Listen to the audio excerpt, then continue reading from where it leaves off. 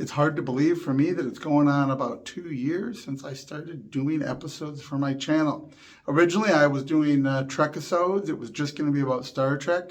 Then it was just going to be sci-fi, then sci-fi and fantasy. I opened it up to every sort of genre, and finally social commentary, because it's too nice of an outlet to talk about things that I just can't avoid, like the stupidity of race-swapping characters.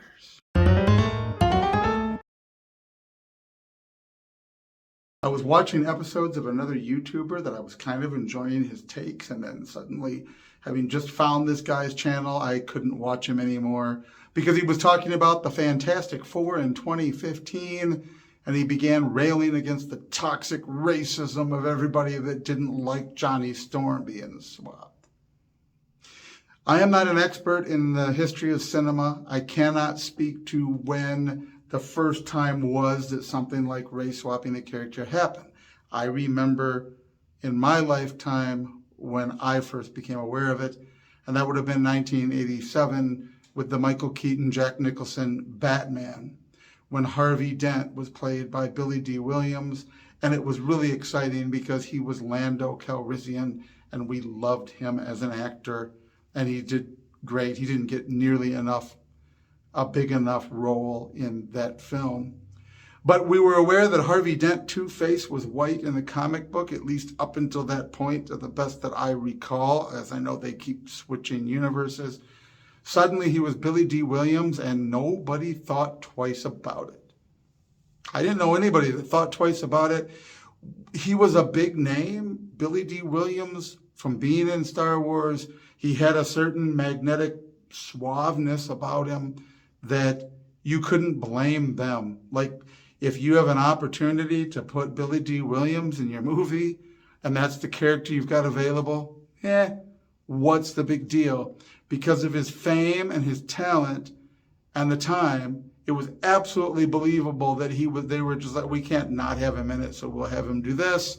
Not a big deal. It was kind of ironically humorous that as the franchise progressed and we got the evil villain Two-Face, Harvey Dent, he suddenly was Tommy Lee Jones. I do remember we joked about that was some potent chemical that not only made him Two-Face, but it turned him white first. That was kind of silly. Within the same franchise, he suddenly became. But again, Tommy Lee Jones is probably the guy you want to go to on his raw acting ability for that over-the-top character once he's Two-Face, because as much as we enjoy Billy Dee Williams, I don't think I'm not aware of anything he did that showed an incredible amount of range. He's the guy that has that certain magnetic suaveness about him that you like to see in a film, but I don't know what he would have done with Two-Face. So it was all very plausible. This was the 1980s and then the 90s with Tommy Lee Jones being in it, and throughout the years, things happened. Starbuck in the Battlestar Galactica reboot became a female. I've talked about that in other episodes. We thought it was odd when we heard that, but then it worked. Katie Sackhoff is amazing. They wrote it so well, and it actually, because you were still allowed to do heterosexual stuff in shows, she brought so much more to it, that her being female and to the dynamic of her and the Adamas, and it was amazing. So these things happen, and sometimes they're silly, but the more they become intentionally ideological, the stupider they get.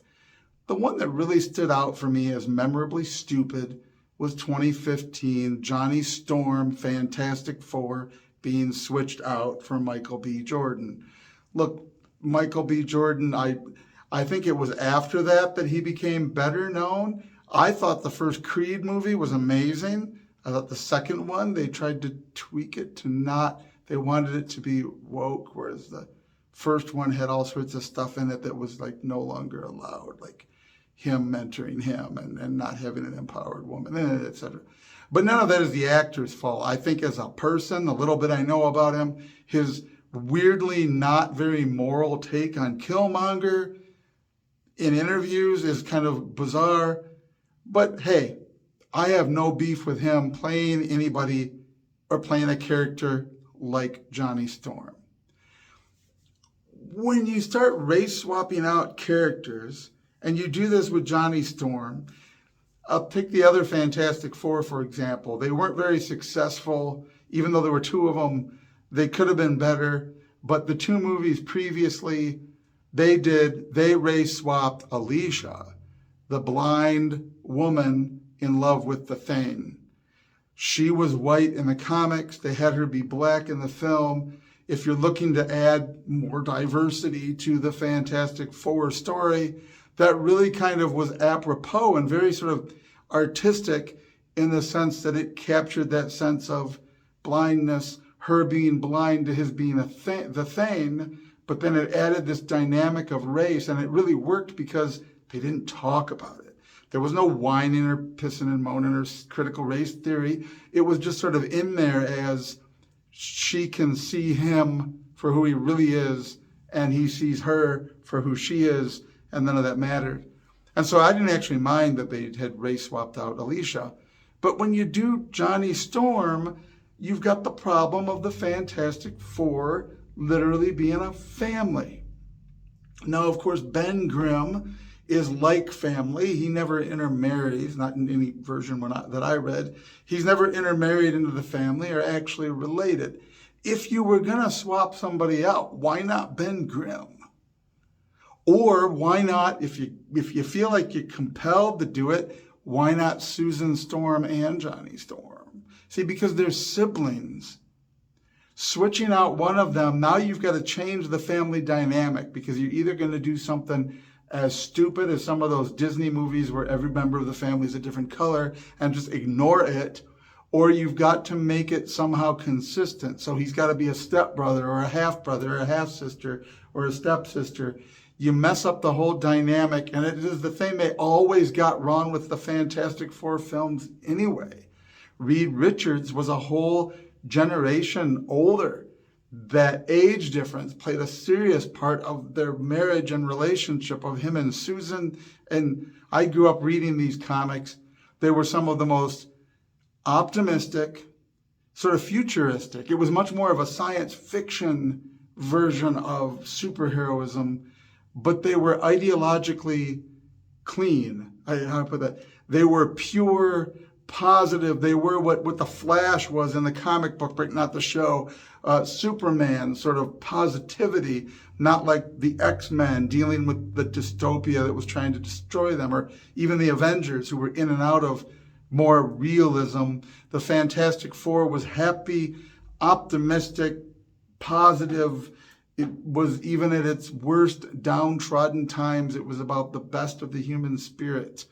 And the family dynamic is such a huge part of that. So when you change up the relationship between Johnny and Susan and their dynamic, or it really stuck out as being dumb. And then it raises the question too, like, if you're so desperate to insert somebody into the main four, unlike Alicia in the previous movies, were you too scared to make him smart enough to be Reed Richards? Why isn't Reed Richards Morgan Freeman, an older black man who can play a genius?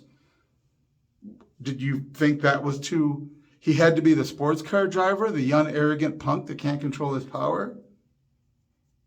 Or you didn't want him to be the Thane either, because, well, then he's not really black anymore once he becomes the orange creature. Or we changed the color of the orange rock creature, which is even weirder. Or we just emphasize the fact that he's a big thug. Dr. Doom referred to him often as Reed Richards' bodyguard.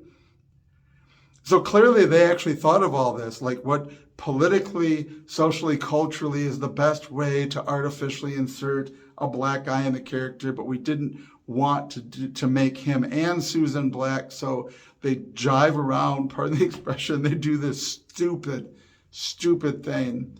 And luckily, because it was also a dark, dismal, dystopian movie, which is the opposite also of everything Fantastic Four, and it bombed. This is how to not do this stuff. And now, we live in the era of woke. I see it, and it's kind of dumb when you see, Perry and Superman is suddenly, but then, Lawrence Fishburne is a fabulous actor. You're sort of You're more aware that it's artificial because of woke, but then it's like the Billy D. Williams saying, like, well, I mean, it's not like they didn't just pull him off the street to be, to just fill a role. He's Lawrence Fishburne. He can do this. So they fumble along with different levels of, it's like, why would you do this? Why would you change, as they do with so many shows now, real historical people, Vikings, Anne Boleyn, you name it, people are swapped out. It's just silly.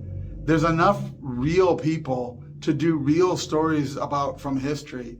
There's enough superheroes that have, why Captain Robert April, who was known to look like Gene Roddenberry from all the literature, had to be switched? Because Star Trek, was never diverse enough? Did you ever watch Star Trek at all? The stupid, insulting, degrading artificiality of it is just mind-boggling.